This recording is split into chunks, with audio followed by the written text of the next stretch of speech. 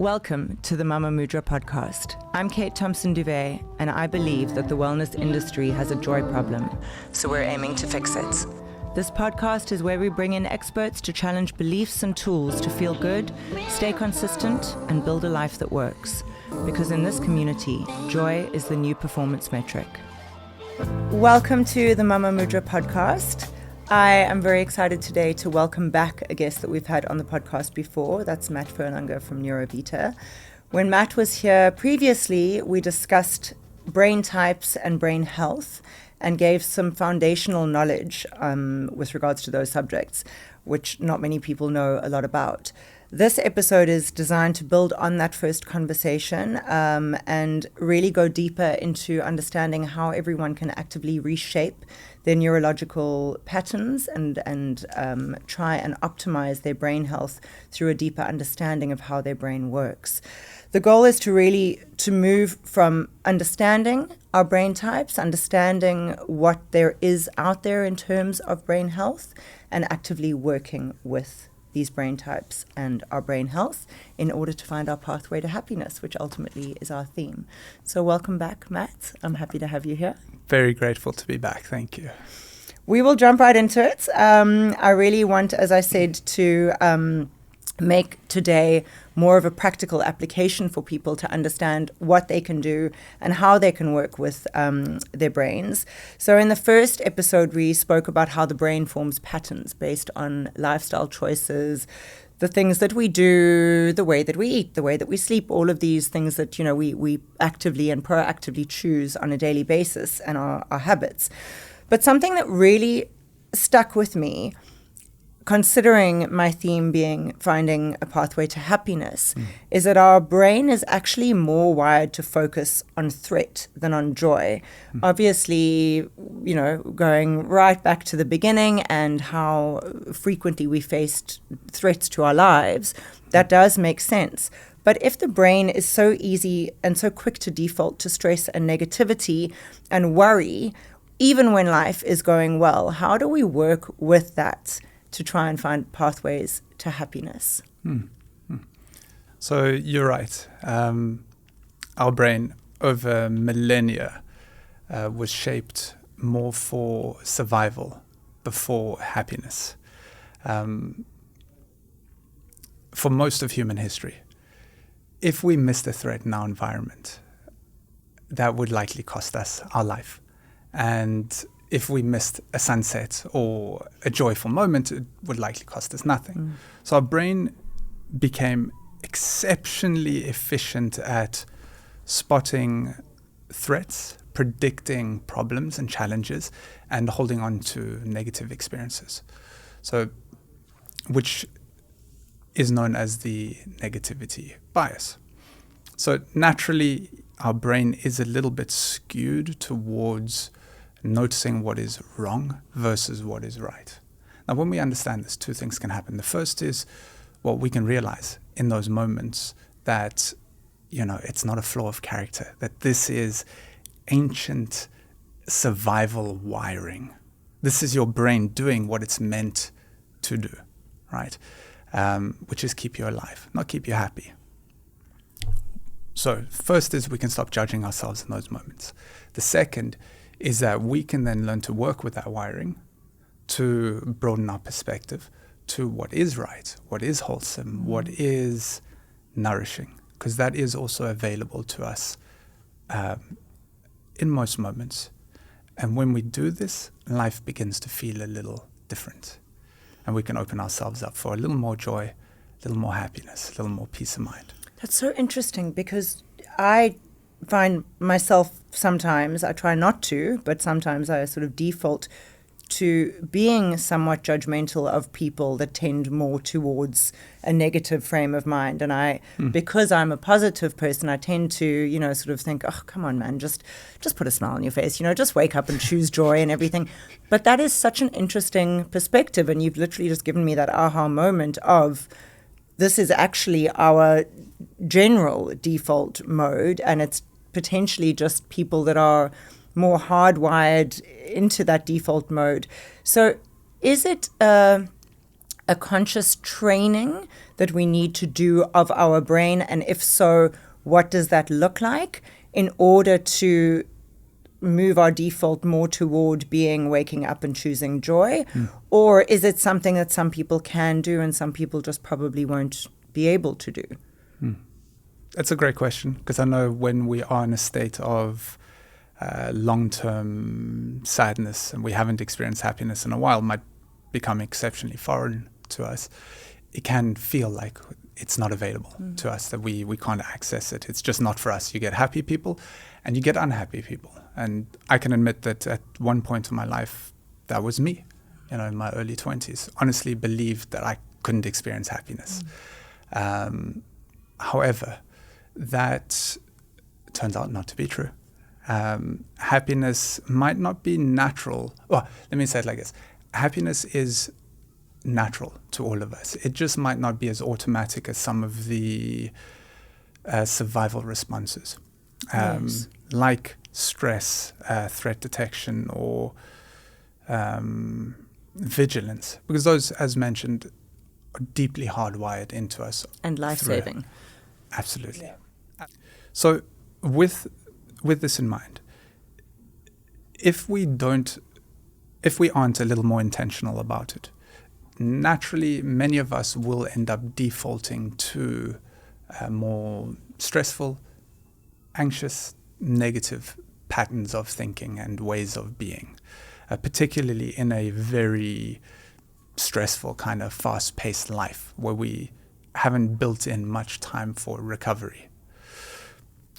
Now, that means that, even with this in mind, I do believe that happiness is more available than we realize, but it does require noticing it, reinforcing it, and deliberately practicing it, because it's that repetition that ends up changing our neural pathways over time and allows us to slowly improve our positive emotional baseline, or just quality of life and overall happiness and satisfaction. I mean, it's like training at the gym. Yes. The more you work a muscle, the stronger it gets. So I guess it is just the repetition and consistency. A lot of, in that regard, a lot of self-help advice and the way that people suggest incorporating more of a focus on happiness in one's daily life and one's thoughts is just to, and I say it myself and I believe it, think more positively, be kinder to yourself, speak better to yourself. I find self-talk to be incredibly important. But from a neuroscience perspective, is it bigger than that? Am I really minimizing the issue and, putting lipstick on a pig, as my dad used to say? When I say, just speak nicely to yourself, or, think happy thoughts or whatever, and it'll make you a happier person? Or are we really dealing with, you've said that our brains are hardwired. These are long-established neural pathways that have shaped our identity and our behavior. And if that is the case, you said something just now which I found very interesting, is that stress is actually one of our automatic responses to life-threatening or, serious challenges that we face.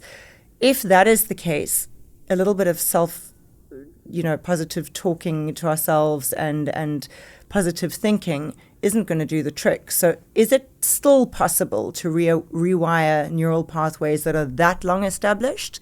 And is it the same answer as the last question, that it's just through repetition and consistency? Or is this a much bigger issue that we're potentially facing?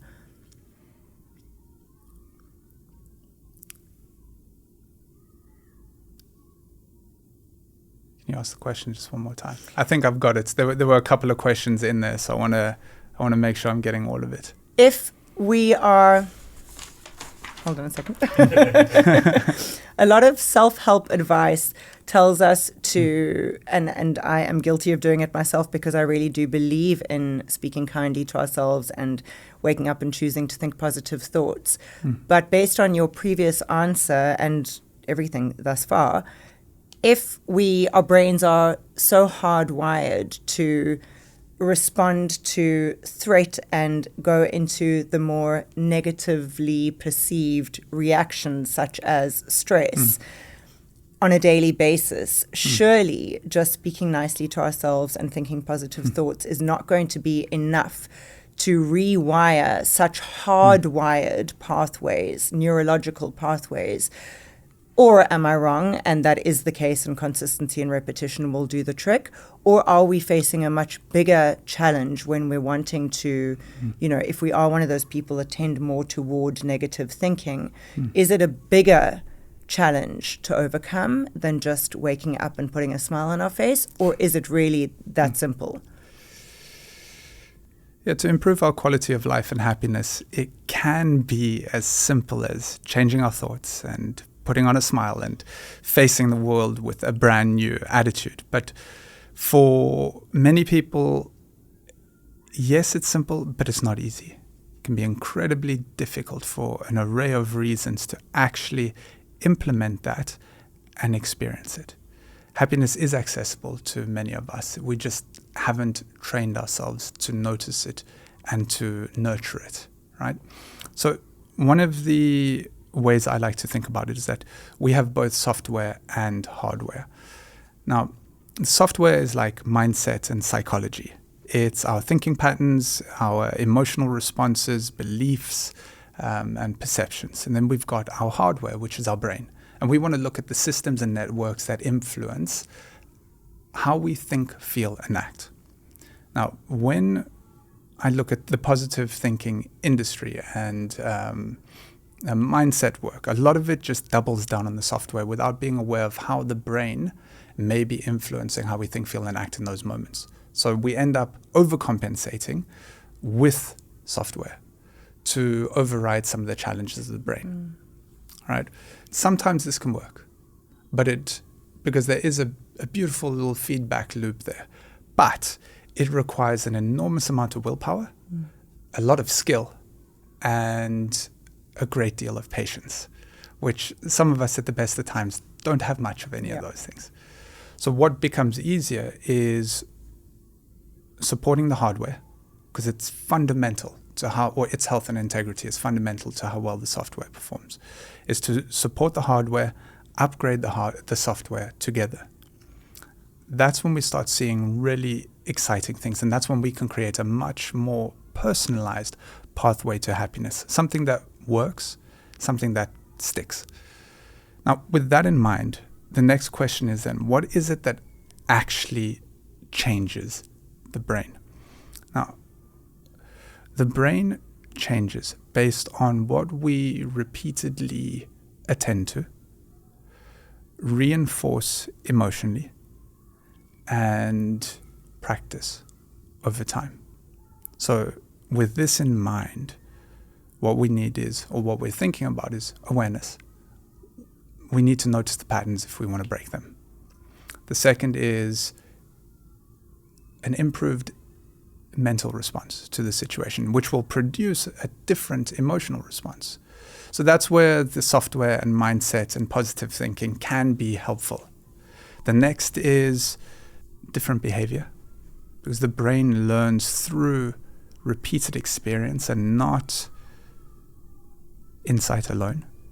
And then last is repetition and consolidation. Neuroplasticity is experience dependent. So as mentioned, our brain changes based on what we repeatedly focus on, reinforce emotionally, and practice. Without that, we won't see change.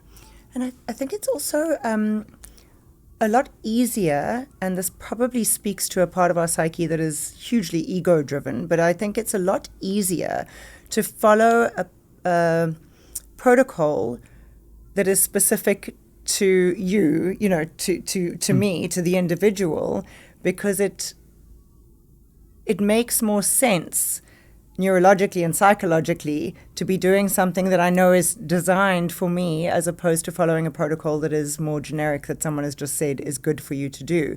So, you said one of the challenges is sticking to these things, and being that dedicated and committed to sticking to things when they get hard, I find, and I would imagine it's for most people, it's easier to stick to something when you know that it's very intentionally specific to you based on your foundations. And I love that was your answer, because that seems to be the way that all of these conversations are just moving organically. It's all about personalization. And once we, reach a stage of having sort of mapped out our personal diagram of where I'm at with regards to every element and every facet, that's almost the sort of, that's the foundation of the house that is going to be built to lead you to that, end goal of feeling amazing and hopefully using happiness along the way. But if happiness sort of, is worked toward and found in its truest form at the end, that's great. But it's starting from a foundational understanding, which I think so many people don't have, especially regarding brain health. Well, with those foundations, we can work with them as opposed to against them. Exactly. And measure them. Exactly. Yes. Which is very exciting. Yes, agreed. Because ultimately a lot of health, and I've had a lot of discussions around that recently, is either it's just reactive, it's fixing problems once and then you move on and you forget about it, or it's very siloed. It's not necessarily, this is where you're at now, and then it's consistently and constantly measure against where you're at now and watch your markers move and, as you optimize your health. So I think that's fascinating, and that's where we want to be. The more personalization and precision we bring into the process, the more enjoyable it is for the person. It feels like something that is theirs. Yes, and something is being achieved. Exactly. That progress is very real and meaningful to them, especially if it is aligned to their values and goals. And when you're seeing those results, they just add to the motivation. Knowing that your effort, that your time is actually amounting to something meaningful. And that just gets us investing more into it. Exactly. And I find it's also, you may start on a wellness journey focused on one aspect of wellness, but the more you see results, the more you become curious about all of the other aspects, because you realize the potential, which again is exactly where you want to be. You want to be at the point of wanting more and more and more and more and more, because ultimately that's going to get better results. Speaking of that, because it tends to be quite specific to overachievers or high achieving types. I have seen for many years in my career and just people that I know and potentially also looking at myself to a certain extent, so many high-performing people that achieve incredible things on paper that other people look at and think, oh, my God, wow, that's just, amazing. And not talking about myself here because this is sounding very egotistical. Suddenly I should never have mentioned that. But speaking about people that I look at and think, oh, my gosh, they've really achieved a lot. A lot of the time, really high-achieving people achieve things that are enviable and incredible to see from an outside perspective, yet they seldom internally feel either satisfied or even at peace. And I wanted to know if there is a neurological explanation for why achievement doesn't equal happiness, because one would think that it would. Yes. Broadly speaking, there is a neurological explanation for it. The systems involved in pursuit and motivation, the brain systems involved in pursuit and motivation, are different to the brain systems involved in long-term well-being and contentment. So we can get really good at setting goals, achieving things, problem solving, whilst equally not developing the skills to be able to actually enjoy and experience satisfaction along the way to achievement. Wow. And when we're experiencing achievement, to actually enjoy the moment. Right? There's another idea or concept that feeds into this called hedonic adaptation. So the brain adapts very quickly. And this means that what is new and exciting at first can very quickly become normal over time. And our mind kind of perks up and starts looking for the next exciting thing to sink its teeth into. So the brain adapts very quickly. This doesn't mean achievement is bad or that we shouldn't strive to achieve. So we know that when achievement is aligned with meaningful goals and our values, that it can absolutely contribute to quality of life to a degree. All right. But what we see in high achievers is that very quickly the life can be all pursuit and very little presence, connection, meaning, and gratitude. And we end up with this picture where success is quickly on the rise, but as much as that success is growing, the fulfillment, sense of fulfillment and satisfaction ends up going down, ends up going down. It's so interesting to me when I speak to you, because you always say these things that they just light up my brain. I'm like, oh my gosh, I could discuss that for hours, because that is so fascinating. And it actually is something that came up in a previous episode, a recording with my friend Cherie, speaking about how I clearly remember, and it's one of the real sort of aha moments in my previous career, achieving goals very early on that I was told I wouldn't achieve. It would take me years and years and years, and I got there really quickly. And the overwhelming sense of anticlimax that I experienced, because I was like, okay, so I did it. I'm here now. I'm earning that salary. I've got this title. In those days we had hard copy business cards. I've got all my business cards on my desk. I'm handing them out. I've got my office, and I was just so underwhelmed with having achieved it. And I was just focused on what the next thing was.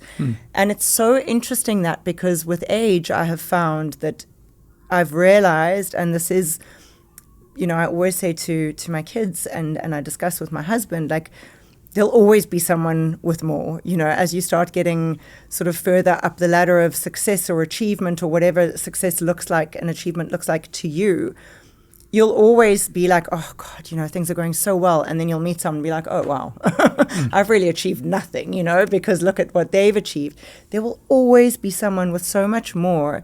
And only when you shift what success looks like to you, which obviously, based on what you've just said, is actually shifting into that other brain system of, I'm happy, I'm successful when I'm healthy, when my kids are healthy and happy, when I'm with my kids, when my marriage is going beautifully, when, I've got energy and I feel great.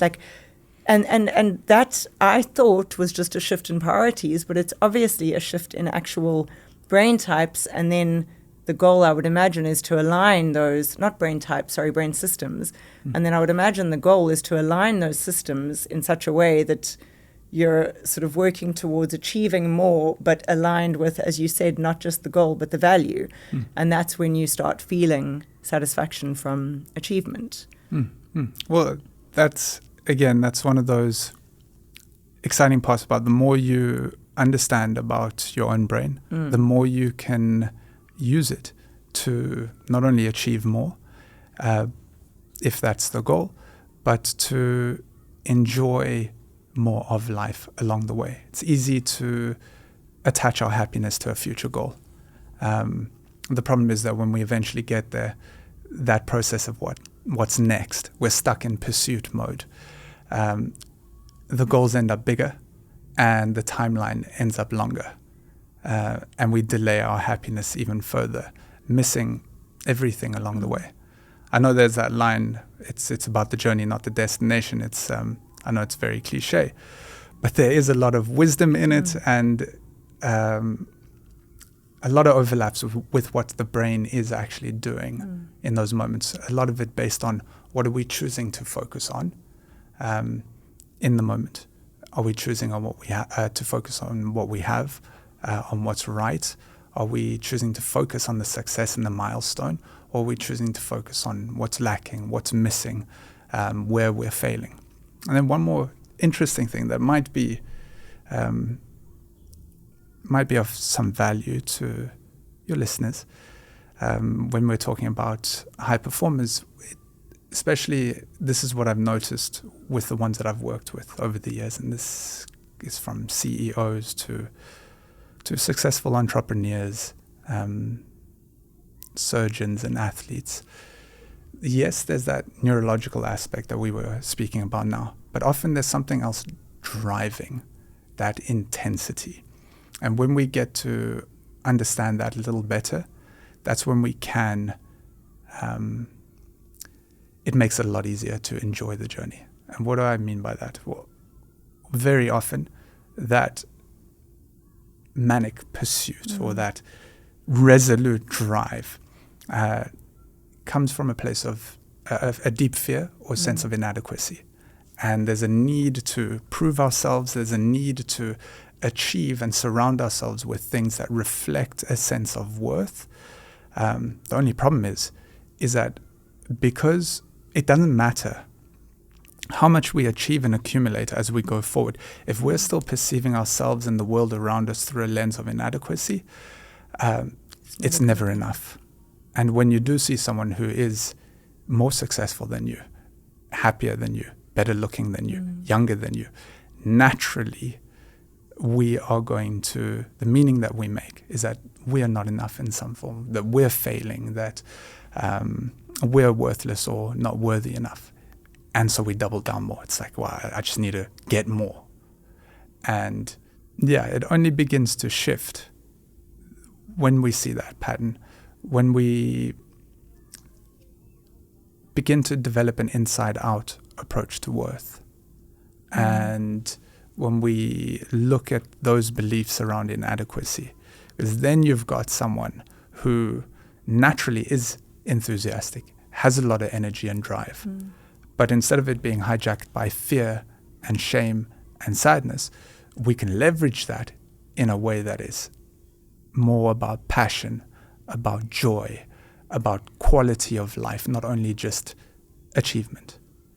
Okay, because that actually kind of answers the next question that I was going to ask anyway, is that, you know, if someone realizes that they are stuck in those loops of stress and anxiety and underwhelm and always just feeling less than, what does it take to rewire those types of neural pathways? And, you know, is it repetition? Is it mindset? Is it habitual? What is it? Because, you know, as you're saying, it's understanding, it's recognizing, because I think so. And I mean, as you're talking, I'm literally like the number of personal connections that I can think of as examples of exactly that are springing to mind. And I think it's more common than not, to be honest, especially in people that look like they're achieving a lot. But obviously recognizing and noticing is just the first couple of steps. Yes. So after that, what would you recommend that people do in order to try and shift that? Because also, you know, I think it's one of the glorious things about us being so much more aware these days of our wellness and with a lens towards longevity is, I think we're thinking a lot more about, you know, the second phase of our life. How long could our life continue for? If it did continue for much longer, what would that look like? And what are our priorities during the course of that life? You know, we want to be present with our kids. We want to feel great. We want to be happy. We don't want to get to the end and just leave a nice legacy for our children and, you know, shuffle off into the distance. I want to, you know, live my life. My husband wants to live his life. We want to be present. We want to enjoy it. So I think people are more conscious with regards to that type of a realization. I'm working my ass off, but I'm not happy. What can I do to shift that? Still work hard, still provide, but not be stuck in this loop of just never enough, more, even if you're sacrificing your own well-being. I've got a couple answers coming to mind. I want to check them with you first, just to see what makes most sense for this. So I can go into, again, software, hardware. Yes. I just don't know how, and explain. Like, so for example, if it is stress, and anxiety, well, we want to be not only looking at the software, so what are the patterns that are causing and keeping a person stuck in that state of anxiety and activating the nervous system. There's another approach which is like, well, yes, but when your basal ganglia are overactive, you're not going to be able to think your way out of that stressful situation. Your brain is literally perceiving every challenge as a threat. So there's that approach. And then what would the outcome be? Would that then be medicating or supplementing? Yeah, we could use, there are a couple of biological interventions that we can use that include diet, nutraceuticals, and breath work, nervous system practices, movement, exercise, sleep. All of those become fundamental. And it basically depends on the person that we're speaking to. Because as mentioned just now, we want it to be that tailored approach. So something that is easy to commit to, that is designed for long-term success, not just trying to get a quick outcome immediately and then it's kind of boom-bust cycle. If we're talking about that sense of inadequacy, where it just feels like nothing I'm doing is ever enough, we want to know where that's coming from. Why is it that I'm seeing the world and myself through that lens? If my partner says something about me, or can say something about the kitchen, and I'm like, oh, failing, or it's not just about the kitchen. The meaning that I'm making in that moment is something about me. If I do see someone who's more successful than me, and all of a sudden there's this dip in energy and sense of sadness or shame, because the meaning I'm giving that in the moment is that I'm failing, I'm not doing enough, I'm not good enough in some way, I'm worthless. That requires a more interesting approach. So we want to support the brain systems. If there's a lot of sadness, if there's a lot of shame, we want to look at what the limbic system is doing. If there's a lot of fear, a lot of stress, a lot of anxiety, we want to look at the basal ganglia. If there's a lot of drive and there's this obsessive, compulsive, like just can't stop, we want to look at the ACG. But with that, there's a different quality of work that goes into looking at those deep-rooted beliefs that we may be holding about ourselves, or those deep-rooted fears, fear of inadequacy or worthlessness or unlovability. Those seem to be the common ones. And it starts with actually challenging them. First of all, yes, becoming aware of them, because we've got to notice the pattern in order to interrupt it. But the reason why those thoughts are so troublesome, or those split-second perceptions are so troublesome, is that a lot of the time, for starters, we're not aware that we're perceiving ourselves in the world through those lenses, but we believe them as soon as they trigger. We're not challenging them. We immediately, that thought of I'm not enough is triggered. In that split second, the brain goes, yes, that's why I'm responding with this dip in energy and emotion. So the first step with that becomes about us getting really, really, really good at spotting those thoughts and asking the question, is that true? And is it true with 100% certainty? And this is where the repetition comes in. Because, again, the brain learns through repeated experience, not insight alone. So I can be aware that I've got this pattern in me, but it doesn't change anything other than the fact that I'll notice it more often and hate myself for it. Because, again, I'll notice it and I'll be like, oh, I should be doing this differently. That you're failing, you see, exactly. So we want to get really good at asking, is that true? And to notice the effect that that's having on my life. Well, when I believe it, what do I feel? How does it cause me to respond to certain situations?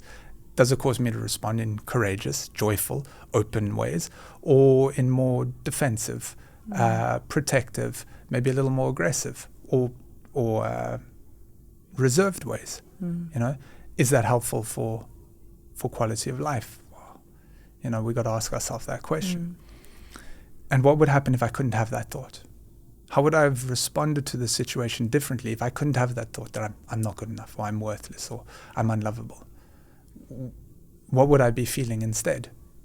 And what would I be doing differently in this world if I couldn't have that thought? Because then we start seeing how pervasive it is and how much of an effect it's having on our life. Because we can just go, who cares? Negative thought, like what's the big deal? But when you see how deeply it permeates into the quality of thoughts, emotion, and our behavior, it can be sobering. Yeah. From that point, what can be helpful is to ask ourselves if the opposite of that thought is true or even truer. So, for example, if it's I'm inadequate or not good enough, we can have something that says an opposite thought of being, well, I'm competent or I am enough. And then asking the question, is that true? It's like, and this might be really difficult at first, just to say. I mean, it's the reason, if we've been responding to and affirming these unhelpful beliefs about ourselves for decades, they're very convincing. It's why our entire life is designed around protecting ourselves from that being triggered. So it can be very uncomfortable and very difficult at first. So to ask that question, well, is the opposite true or even truer than the initial belief? And a lot of the time it's like, oh, hang on. And can we find at least three pieces of evidence to support this? Genuine evidence. So it's not that fluffy thinking. It's not Pollyannic. It's or being in denial. It's like, hang on, like, I'm not a perfect human being. Sure, I make mistakes from time to time, but actually, if I'm looking at it honestly enough, I can find at least three pieces of evidence to support that. And the question is then, well, hang on, if I've got two opposing beliefs, and one is maybe truer than the other, why am I so attached to this? And that's where the repeated experience comes in, and where the repetition becomes incredibly important in the consolidation, because that is what, over time, just doing an exercise like that, or getting really good at challenging that belief and those thoughts, that's what slowly allows a lot of those thoughts and beliefs to lose their emotional strength. Exactly. And for us to begin conditioning new neural pathways or patterns that allow us to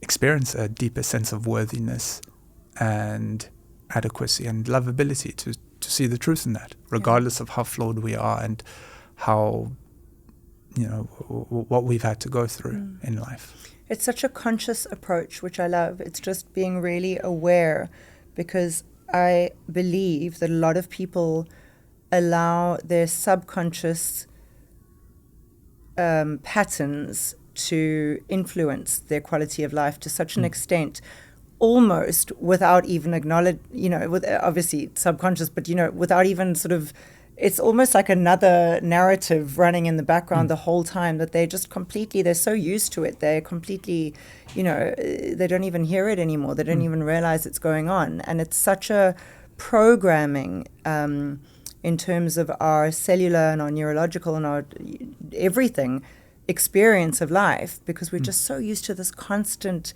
repetition of negative messaging, and this takes it into such a conscious environment, which I think is so important, to just be aware of the way you're speaking to yourself, the way you're thinking about things.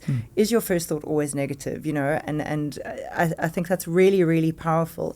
And that leads us beautifully to the closing question that I want to wrap up with, because I think, you not only have you touched on other questions that I wanted to ask, but also this topic, as always with you, could just be discussed for hours and hours and hours on end. And I'm not sure that I'm yet at the point of my podcast that people are listening to 3-hour episodes. We'll get there. If someone listening today wants to begin working with their brain rather than against it, so as I said just now, rather than it just being it's there. We're aware of it. It's present. Yes. It controls everything, sure, but we don't really give it much thought. If we want to start being, if someone listening rather wants to start being more conscious with regards to understanding the power of it as the CEO, which you always refer to it as, of our being, and be more proactive with regards to working with it and optimizing it, what is the first shift in awareness that they could make that would be impactful pretty much from the get-go? I think it, as you mentioned, starts with awareness. Whenever we want to interrupt any pattern, we've first got to be able to notice it. What's a helpful starting point there is knowing that there are specific systems in our brain that influence how we think, feel, and act. More specifically, that influence things like focus, mood, memory, stress sensitivity, and resilience. From this point, we are able to work with those systems, to support them, to experience more of what we want. And very often on this journey, what we realize is that what we thought was a character problem or a problem with our psychology actually, in many cases, is a brain system asking for support. And when we give it the right support, when we give our brain exactly what it needs in order to thrive, exciting things start to happen, and we can begin to experience a very different quality of life. Thank you. Your answers are always so they leave one with more questions than answers. But in closing, I want to say that I hope that anyone listening and watching enjoyed it. And the intention of this episode was really to leave you with enough knowledge, as Matt tends to do, because there is so much to this topic, leave you feeling empowered enough to become curious about brain systems and brain health, empowered enough to ask the questions. So whether you come to me and ask them of me, and I will go straight to Matt and ask them of him, or go straight to Matt at Neurovita and ask him. This topic is absolutely fascinating, and there's so much to understand and learn about it. And when you speak more to Matt about his own life experience and how, as he just ended with, when you give the brain system what it needs, it can influence so much that you perceived as psychology or emotional issues, which really aren't. And so the intention really is to motivate everyone that was listening enough to experiment with their brain health and educate themselves more about their brain type and their brain systems, and understand that happiness is not something that's just going to happen to us. It's something that we can absolutely proactively chase and equip ourselves with more of a foundational, systemic toolkit in order to feel it better and optimize it. So I really hope that everyone got that out of this episode. I certainly did, and I hope that everyone enjoyed it. And if you did, please like, share, follow, subscribe, all of those good things. And I have no doubt we'll have Matt back very soon. So thank you very much for listening. If this episode shifted something with you, share it with someone who needs it. Because the wellness industry doesn't change from the top down. It changes through conversations like these. So like, subscribe, and stay close. We're not chasing wellness anymore. We're redefining it through joy. See you next week.